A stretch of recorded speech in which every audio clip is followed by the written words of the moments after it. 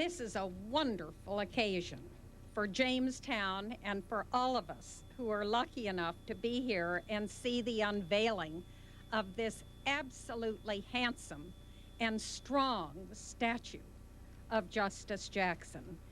We're remembering today a product of this community and of its public schools. The most treasured honor that anyone can receive is one that comes from one's hometown, from those who knew the honoree first and best. So it is today. Robert Jackson, one of the finest justices ever to sit on the bench of the United States Supreme Court, grew up on a farm close to Jamestown. It was here that he attended the Jamestown Elementary and High School, that he married, had his children, and practiced law. It was here that he spoke in 1935 at the dedication of the new Jamestown High School building.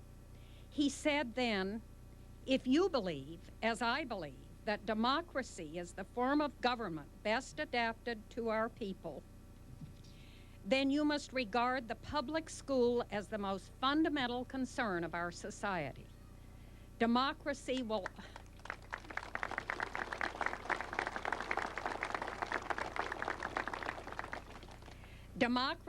always call most of its leaders from the ranks of humble men, and to equip them, it must provide free education to the sons and daughters of disadvantaged homes." Robert Jackson was born, as you've heard, in 1892. I thought it was in Pennsylvania, not New York. Early in his life, the family did move to a farm in this area. His father was a farmer, a lumberman, and a stock breeder. He advised his son, Robert, to become a doctor. Instead, on graduating from Jamestown High School, Jackson read law in a Jamestown law office, spent 1 year in Albany Law School, and was admitted to the New York bar at age 21. Now, this is the last justice of the Supreme Court to have gotten there without ever going to law school. That's an amazing record.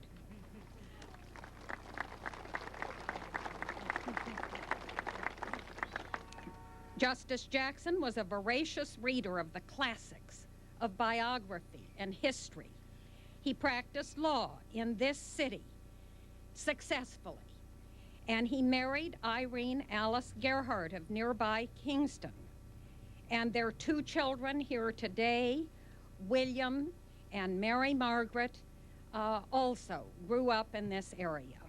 Justice Jackson served as president of the Jamestown Bar Association, chairman of the American Bar National Conference of Delegates, and it was President Franklin Roosevelt who persuaded a reluctant Jackson to leave Jamestown and go to Washington, D.C. As you've heard, his first job there being general counsel to the Internal Revenue Service. And he subsequently served, as you also heard, in the Department of Justice, heading its tax division, and then heading the antitrust division. In 1938, President Roosevelt appointed Jackson as Solicitor General of the United States. He argued many cases successfully before the United States Supreme Court in that capacity. You know, the Solicitor General is the nation's lawyer. And Justice Brandeis, who was on the court, so admired Jackson's work as Solicitor General that he said Jackson should be Solicitor General for life. But of course he wasn't, because the president then appointed Jackson as Attorney General in 1940, and in 1941 as Associate Justice of the United States Supreme Court.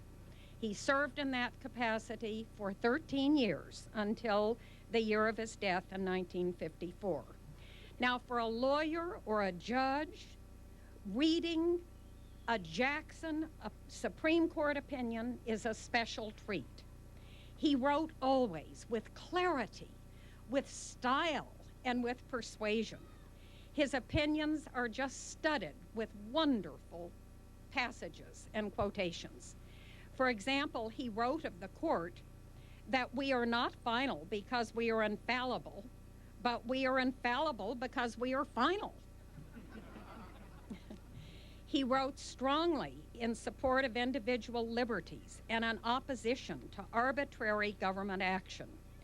In his opinion for the court in Board of Education versus Barnett, which held a school child may not be compelled against his will to recite the Pledge of Allegiance, he said the very purpose of the Bill of Rights was to withdraw certain subjects from the vicissitudes of public controversy, to place them beyond the reach of majorities and of officials. In the Korematsu case, upholding the wartime confinement of Japanese Americans in relocation camps, Justice Jackson dissented, saying, now if any fundamental assumption underlies our system, it is that guilt is personal, not inheritable. And of course, he was justified many years later by the common assumption that that opinion was, the majority opinion was wrong, and Congress finally rectified it many, many years later.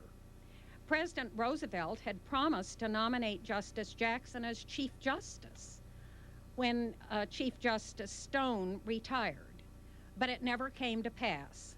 President Roosevelt died and was succeeded, of course, by President Truman. Truman asked Justice Jackson to serve as chief prosecutor of the Nazi war criminals in Nuremberg in 1945.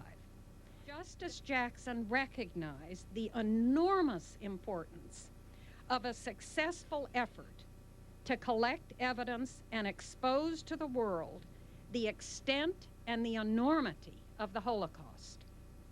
Jackson believed that the long months he spent in Nuremberg were the most important, enduring, and constructive of his life. Nuremberg at that time was, in his words, in terrible shape. After 10 months in this place and 17,000 transcript pages of testimony, 19 of 21 defendants were convicted and sentenced. As Jackson put it, the evidence is there with such authenticity and in such detail that there can be no responsible denial of these crimes in the future, and no tradition of martyrdom of the Nazi leaders can arise among informed people. And he hoped to create a precedent that would make explicit that to persecute, oppress, and do violence to individuals or to minorities on political, racial, or religious grounds is an international crime. Today, 50-plus years later, the world is again witnessing an attempt to apply that precedent in new war crimes proceedings in Brussels and in Rwanda, to serve again as the voice of human decency following the unspeakable atrocities in Rwanda and in Bosnia-Herzegovina. We're following the path beaten by Robert Jackson for the protection of basic human liberties. Robert Jackson is a product of this wonderful community, of its soil, of its people, its public schools. It was here that he learned his lifelong curiosity for knowledge and inspiration to seek self-improvement by hard work, and the courage to take responsibility. He knew education was not the formal years of study, but a lifelong process. With your statue of this great man, you will help everyone who sees it to further his or her own inspiration and his or her own self-improvement. Congratulations to Jamestown and to all of you. Thank you.